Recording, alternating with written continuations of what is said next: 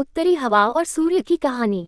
यदि आप मेरी चैनल में नए हो तो मेरे चैनल को सब्सक्राइब करें, शेयर करें और लाइक करें। धन्यवाद। इस कहानी में उत्तरी हवा और सूर्य के मध्य शक्ति को लेकर विवाद हो जाता है। हवा अपनी शक्ति को लेकर घमंड में चूर रहती है। दोनों अपनी अपनी शक्ति का प्रदर्शन करते हैं। किसी विजय होती है, यही इस शिक्षाप्रद कहानी में बताया गया है। एक बार की सूर्य और उत्तरी हवा में बहस छिड़ गई। उत्तरी वायु घमंडी और जिद्दी प्रवृत्ति की थी। उसे अपनी शक्ति पर बड़ा अभिमान था। अक्सर वह प्रचंड वेग से बहती और पेड़ों को उखाड़ फेंकती, घरों को गिरा देती, खेतों में खड़ी फसल बर्बाद कर देती थी। उसमें उपस्थित आर्द्रता झीलों और नदियों के पानी को जमा देती थी। बहस करते हुए वह सूर्य से बोली, मेरी शक्ति के सामने किसी का जोर नहीं चलता। मैं दुनिया में सबसे ज्यादा शक्तिशाली हूँ। मेरे सामने सब तुच्छ हैं।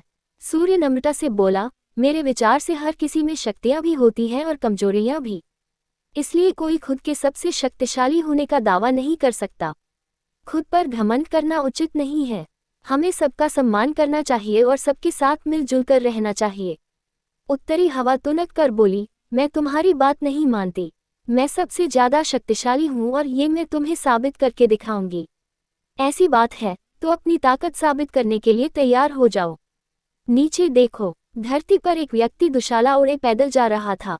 तुम उसकी दुशाला उसके शरीर से हटा दो, मैं मान जाऊंगा कि तुम सबसे ज्यादा शक्तिशाली हो।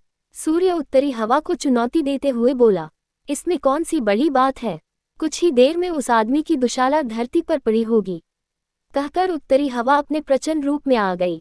धरती पर धूल भरी आंधी चलने लगी, पेड़ पौधे लहराने लगे, सूखे पत्ते व अन्य सामान उड़ने लगे, मौसम ठंडा होने लगा। पैदल जा रहे व्यक्ति की दुशाला भी हवा के वेग के कारण उड़ने लगी, लेकिन उसने उसे पकड़ लिया और अपने शरीर से कसकर लपेट लिया। उत्तरी हवा ने अपनी प्रचंडता और बढ़ाई, लेकिन उसके साथ ठंड भी बढ़ गई। व्यक्ति ने अपनी दुशाला और कसकर लपेट ली। बहुत प्रयासों के बाद भी उत्तरी हवा उसके शरीर से दुशाला हटा नहीं पाए।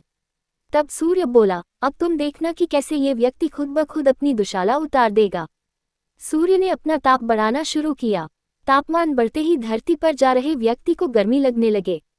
वह पसीना पसीना हो गया। फिर क्या, उसने खुद ही अपनी दुशाला उतार दी। ये देखकर उत्तरी हवा बहुत शर्मिंदा हुई। अपने घमंड के कारण उसे सूर्य के सामने नीचा देखना पड़ा।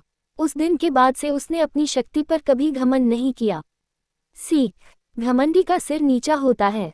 पूरी कहानी सुनने के लिए धन्यवाद।